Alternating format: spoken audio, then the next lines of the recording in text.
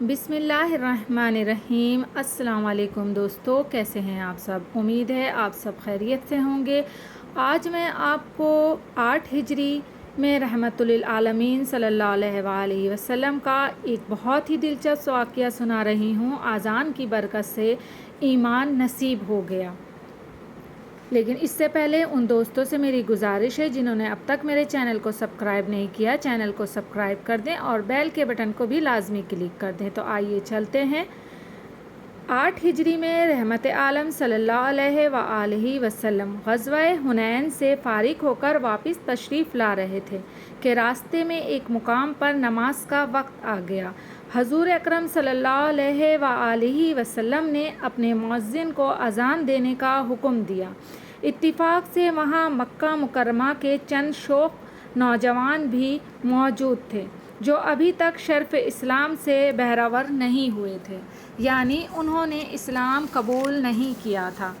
حالانکہ مکہ مکرمہ میں فتح ہو چکی تھی اور وہاں اسلام کا نور بھی پھیلتا جا رہا تھا۔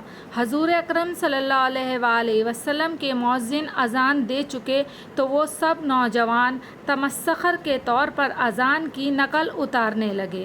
ان میں سے ایک نوجوان کی آواز بہت بلند اور دلکش تھی۔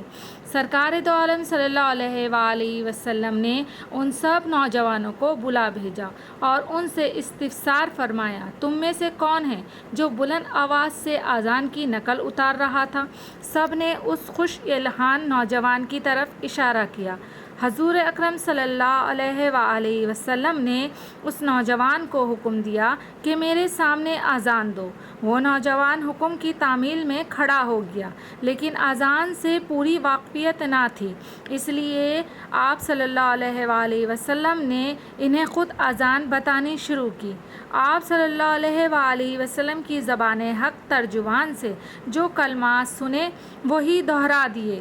جوں جوں الفاظ دہراتے جاتے تھے، اذان کے سینے سے کفر و شرک کا زنگ دور ہوتا چلا جاتا تھا۔ اذان ختم ہوئی اور ساتھ ہی ان کے دل کی کیفیت بھی تبدیل ہو گئی۔ اسی وقت سچے دل سے کلمہ شہادت پڑھنے لگے اور معافی مانگنے لگے۔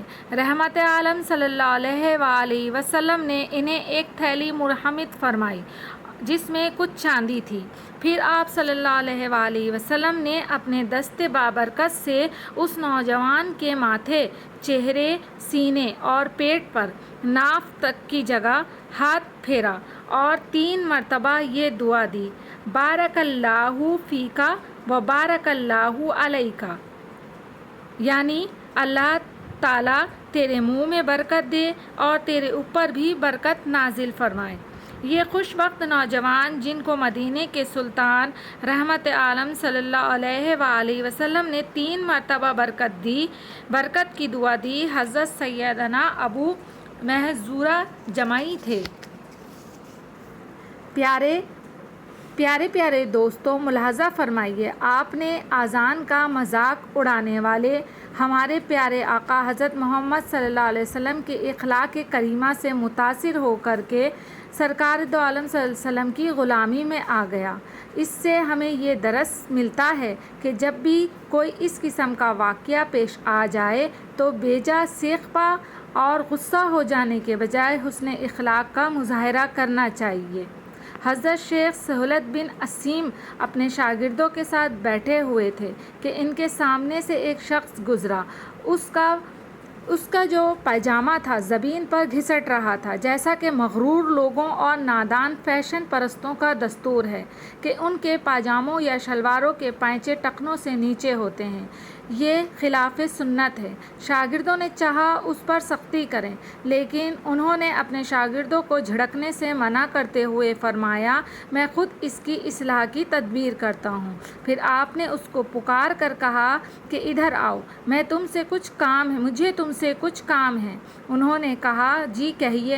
آپ نے انتہائی نرم لہجے میں فرمایا، بھائی صاحب، آپ اپنا پائجامہ ذرا ٹخنوں سے اوپر کر لو، کیونکہ ٹخنوں سے نیچے لٹکانا سنت کے خلاف ہے۔ اس نے عرض کیا، بہت بہتر حضور۔ یہ کہہ کر اس نے اپنے پاجامہ ٹخنوں سے اونچا کر لیا اور شکریہ اور سلام کے ساتھ رخصت ہوا۔